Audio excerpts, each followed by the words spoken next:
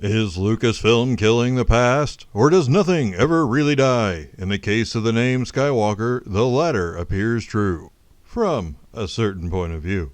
Hello everyone, Jeremy here, and today we are taking a look at what the title, The Rise of Skywalker, really means. When the trailer for Star Wars Episode 9 dropped, I made a quick video analyzing the standout details. However, I didn't really have time to go into the theories surrounding the use of Skywalker in that title. While I got a little clone happy in my trailer examination, this will encapsulate all the theories so far that seem to have real traction. When they announced the title The Rise of Skywalker, fans, myself included, seemed to lose their minds. Personally, regardless of why Skywalker is the name, I'm just happy the final film in the saga has Skywalker in the title. The Skywalkers are a huge part of the Star Wars mythos, and they deserve such lofty recognition. But when it comes to the title, a lot of speculation emerged. So for our first theory, let's say there is another Skywalker. Meaning the title could be referencing another Skywalker entirely. It's possible Carrie Russell is going to show up with auburn hair and a child, and if her first words are, "My name is Mara Jade," I will likely cheer so loud the theater has me removed. For those who don't know, Mara Jade was Luke Skywalker's wife and baby mama in the now non-canon Legends books. This ex-Emperor's assassin and matriarchal Jedi has one of the most compelling stories in Star Wars. However, as much as it pains me to say it, I think this is not a likely scenario. Introducing a new Skywalker out of the blue in the third film of a trilogy would be difficult at best. You would need to shift focus from the three main heroes of Rey, Poe, and Finn to a character no one has ever met, including the audience. Considering the Episode 9 panel in Chicago emphasized the film will be focused on the main three on an adventure together, that doesn't seem to leave much room for such an important new character. Plus, and probably the most condemning, is you would have to shift focus from Rey, the hero of this new trilogy, to Mara Jade or her child. Granted, you could use Mara much like an Obi-Wan in A New Hope, but we already have Force Ghost Luke around, so would we need another mentor? You might say, couldn't Mara be Rey's mother, and this is the quest the trio embark on? If that's the case, I'm doing cartwheels in the aisles during the film. And here comes the however. However, can their quest be anything less than ending the First Order?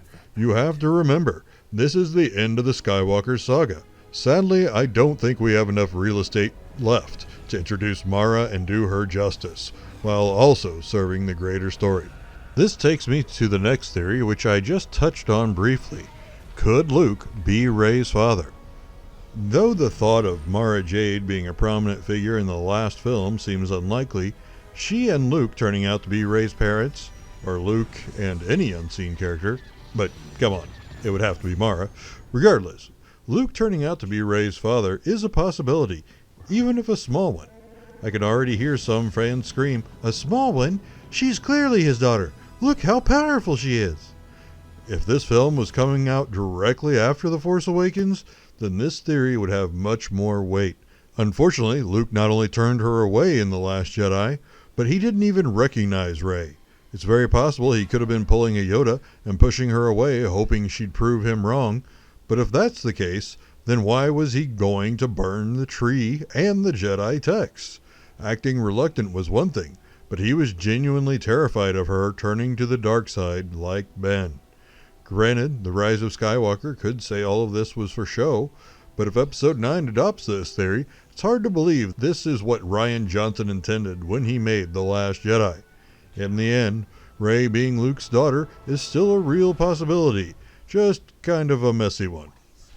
Now, if you want a really messy theory, buckle up, because Luke is coming back from the dead. Hold on there, bucko. Luke only disappeared in The Last Jedi. No one ever said he was dead.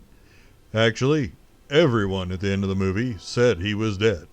Luke and Rey felt him become one with the Force. Then there's the novelization that hammered that point home. Sure, movies take precedent over the books, but the novel is based on the script, so the script also likely said Luke dies and becomes one with the Force. So, for this theory, we're going with he actually died and became one with the Force. If that's true, we'd have our first movie resurrection. Yes, Darth Maul came back in the Clone Wars, but that was only referenced in Solo. This would be the first time an on-screen death was completely undone in the films. This is problematic for a number of reasons, but the most problematic is we'd remove stakes from Star Wars. Right now, in the Star Wars universe, dead is dead. Sure, you can come back as a ghost or a cyborg, but for the most part, characters don't come back. If we suddenly say Luke is powerful enough to be resurrected, then why couldn't Yoda? Or Vader? Or heck, let's bring back Emperor Palpatine. Oh, right. Moving on. The other is a Disney problem. Resurrecting Luke would seem like they are taking back what happened in The Last Jedi. Whether or not you are a fan, in this instance, it does not matter. This is about appearances and marketing and all the stuff, as Star Wars fans, we don't like to think about. If Lucasfilm was to suddenly allow Luke to be resurrected, it would send the message that Luke shouldn't have been killed in The Last Jedi. Otherwise, why would you bring him back to life? So, if resurrecting Luke, the headlines become, Lucasfilm, Disney, retcon The Last Jedi.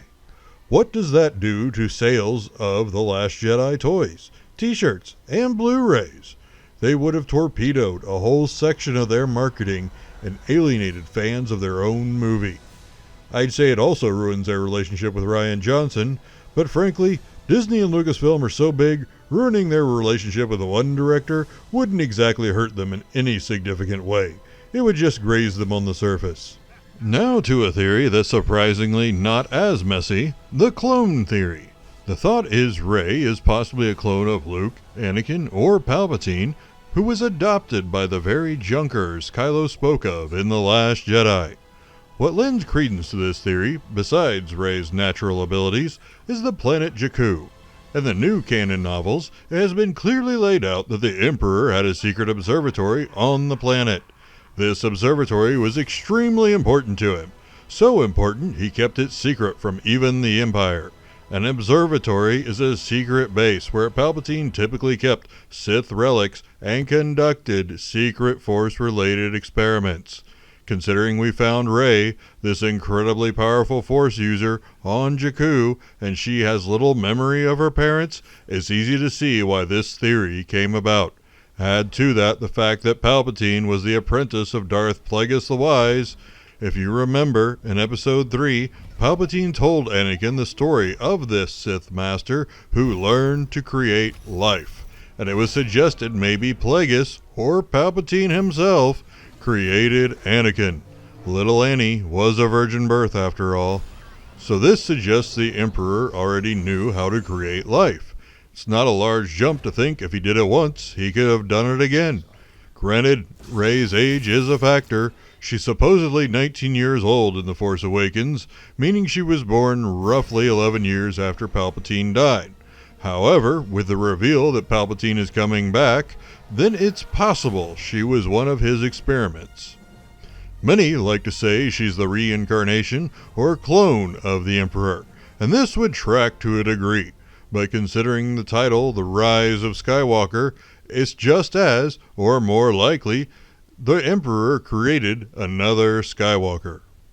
Another popular theory inside this is Luke's hand was recovered along with the long-lost blue lightsaber Rey now possesses. Maybe the Emperor's droids or emissaries continued his work after death and eventually created a child using Skywalker genetic material. Thus, Rey would still be a Skywalker, just not by birth. While at first I personally subscribed to this one, I still don't find this the most likely scenario. A theory that has better odds is that Kylo Ren is a Skywalker in the title. Though his given name is Ben Solo, being the son of Leia, he is still a Skywalker. While he seemed to turn his back on the light side a few times now, going so far as becoming Supreme Leader of the First Order, it would be a very Star Wars twist to have him turn back to the light. And it's not like we haven't seen Kylo's faith in the dark side waver too. It's hard not to picture a scene very reminiscent of Return of the Jedi, where Kylo finds new resolve in the light side and tosses his lightsaber away before saying, "My name is Ben Solo. I'm a Skywalker, like my mother before me." This could also wrap up the trilogy in a neat bow, considering as Supreme Leader, he can order the First Order to surrender, ending the conflict and saga on a high note. The only real hole in this theory is ironically that it is so neat and clean. Say what you will about The Force Awakens, but J.J. Abrams is the type of director who listens to criticism, and several fans criticized that film for hewing too close to A New Hope. So would Abrams really want to end the saga by nearly duplicating the end of Return of the Jedi? Each film, whether it be under George Lucas's watch or Disney's, has tried to echo the previous saga, so this isn't that far-fetched. If they do go this route, I just hope the events surrounding such a turn are unique to this movie, so the moment isn't solely reliant on nostalgia. Finally, we get to what I consider the most likely reason the movie is called The Rise of Skywalker. For 1,000 generations, there have been Padawans, Knights, and Masters in the Jedi Order. Now we will have a whole new level in the Jedi called Skywalkers. Call this person Grand Master or Master of the Jedi Order, the point is they will be the pinnacle of the Jedi. So, to keep this straight, your new Jedi Order would go Padawans, then Knights, then Masters, then Skywalkers. Earning the title Skywalker would be considered the greatest achievement for a Jedi. They could certainly mix this up in the films and simply change the Master level to be called Skywalkers, but the point is Skywalker would become a title. Some have said maybe Skywalker could replace the term Jedi, or it would become a different form of Jedi. Replacing the term Jedi, I think, is out of the question, solely because it is too popular. And how much merchandising has Disney slapped Jedi on? It would be the equivalent to renaming Batman. You just don't do it.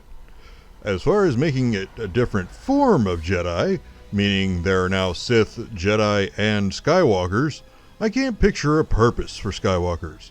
The Jedi are already the antithesis to the Sith, so are we just rebranding Skywalker as Better Jedi? Luke already said in The Last Jedi he wouldn't actually be the Last Jedi, meaning Rey would carry on, and I can't picture JJ undoing that. For all the arguments I've heard about The Last Jedi, it's hard to argue this isn't one of the best lines Luke said in the film. Regardless of how we cut it, it's most likely Skywalker will become a new title among Force users, honoring the most powerful family the galaxy has ever known. So what do you think is the most likely reason the film is called The Rise of Skywalker? Is it named after Ben turning back to the light? Is it a new form of Jedi? Was R2-D2 a Skywalker all along? Let us know your theory in the comments below. And as always, if you liked this video, please hit the like button and share it with your friends. And if you want to see more videos like this, please subscribe.